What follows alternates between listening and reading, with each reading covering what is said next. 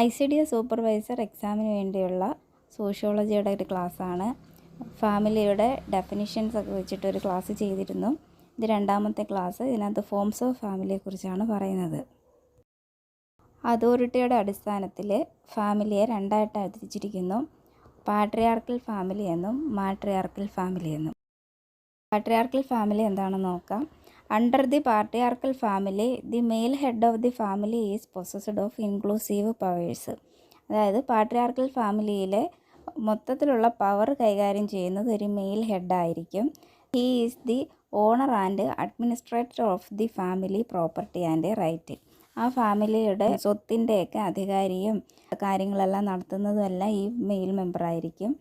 All persons living in the family are subordinated him. ഇനി ആ ഫാമിലിയിലെ മറ്റംഗങ്ങളെല്ലാം തന്നെ ഈ മെയിൽ മെമ്പറിനെ സബോർഡിനേറ്റ് ചെയ്തായിരിക്കും കഴിയുന്നത്. പാട്രിയാർക്കൽ ഫാമിലിയുടെ ക്യാരക്ടറിസ്റ്റിക്സ് എന്തൊക്കെയാണെന്ന് നോക്കാം. 1. The wife after marriage comes to live in the home of the husband. അതായത് കല്യാണശേഷം ഭാര്യ ഭർത്താവിൻ്റെ വീട്ടിലായിരിക്കും താമസിക്കുന്നത്. 2. The father is the supreme lord of the family property. കുടുംബസ്വത്തിൻ്റെയൊക്കെ ഏക അവകാശി എന്ന് പറയുന്നത് എപ്പോഴും ഫാദർ ആയിരിക്കും. Descent is reckoned through the father. പിൻഗാമി എപ്പോഴും വരുന്നത് ഒരു ഫാദറിൻ്റെ വഴിയിലൂടെ ആയിരിക്കും വരുന്നത്.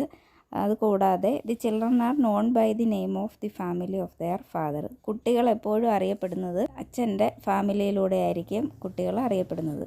അടുത്ത ഒരു ഫോമാണ് matriarchal family. In a matriarchal family the authority vest in the woman head of the family with the males being subordinate. She is the owner of the property and rules over the family. Patriarchal ഫാമിലിയുടെ നേരെ opposite ആയിരിക്കും matriarchal family വരുന്നത്. Patriarchal ഫാമിലിയിൽ male ഹെഡായിരുന്നെങ്കിൽ ഇവിടെ female ഹെഡായിരിക്കും വരുന്നത്. ഈ female ഹെഡിനെ subordinate ചെയ്തായിരിക്കും മറ്റംഗങ്ങൾ വരുന്നത്. പിന്നെ എല്ലാ പ്രോപ്പർട്ടിയുടെയും ഒക്കെ അധികാരി എന്ന് പറയുന്നത് എപ്പോഴും ഈ ഫീമെയിൽ ഹെഡായിരിക്കും. മാട്രിയാർക്കൽ ഫാമിലിയുടെ ക്യാരക്ടറിസ്റ്റിക്സ് എന്താണെന്ന് നോക്കാം. Descent is reckoned through the mother. പിൻഗാമിയെ തിരഞ്ഞെടുക്കുന്നത് എപ്പോഴും മദറിൻ്റെ ഭാഗത്ത് നിന്നായിരിക്കും. അടുത്ത marriage relations are transient. The husband is sometimes merely a casual visitor. വൈവാഹിക ജീവിതം എന്ന് പറയുന്നത് എപ്പോഴും ഒരു ട്രാൻസിയൻ്റ് ആയിരിക്കും, മീൻസ് ക്ഷണികമാണ്. അതായത് ഹസ്ബൻഡ് പലപ്പോഴും വന്നു പോകുന്ന ഒരു വിസിറ്ററായിട്ട് മാത്രമാണ് ആ ഫാമിലിയിൽ നിൽക്കുന്നത്. അടുത്തത് children are brought up in the home of the wife's relatives. കുട്ടികൾ എപ്പോഴും ഒരു ഭാര്യയുടെ ബന്ധുക്കളുടെ വീട്ടിലൊക്കെ ആയിരിക്കും കുട്ടികൾ വളർന്നു വരുന്നത്.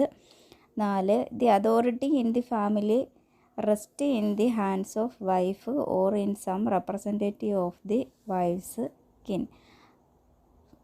ഫാമിലിയിലെ അതോറിറ്റി എപ്പോഴും കൈകാര്യം ചെയ്യുന്നത് ഭാര്യ വീട്ടുകാരോ അല്ലെങ്കിൽ ഭാര്യ വീട്ടുകാരുടെ ബന്ധുക്കളോ ആയിരിക്കും. 5. Property is transferred through the mother and only females succeed to it. കുടുംബസ്വത്ത് എപ്പോഴും സക്സീഡ് ചെയ്തു പോകുന്നത് ഒരു ഫീമെയിൽ വഴിയായിരിക്കും. ഇനി ഫങ്ഷൻസ് ഓഫ് ഫാമിലി നോക്കാം. അതിൽ എസെൻഷ്യൽ ഫങ്ഷൻസും ഉണ്ട്, നോൺ എസെൻഷ്യൽ ഫങ്ഷൻസും ഉണ്ട്. എസെൻഷ്യൽ ഫങ്ഷൻസിനകത്ത് വരുന്നത് satisfaction of sex need, production and rearing of children, provision of A home. ഇത്രയാണ് എസെൻഷ്യൽ ഫങ്ഷൻസ് ആയിട്ട് പറയുന്നത്. നോൺ എസെൻഷ്യൽ ഫങ്ഷൻസിനകത്ത് വരുന്നത് economic, religious, educational, health, recreation. ഇത്രയുമാണ് ഫങ്ഷൻസ് ഓഫ് ഫാമിലിയിൽ പറയുന്നത്. ഇന്നത്തെ ക്ലാസ്സിൽ എത്രയാണ് എടുക്കുന്നത്. ഫാമിലിയായിട്ട് ബന്ധപ്പെട്ട അടുത്ത ക്ലാസ് അടുത്ത വീഡിയോയിലിടാം. Thank you.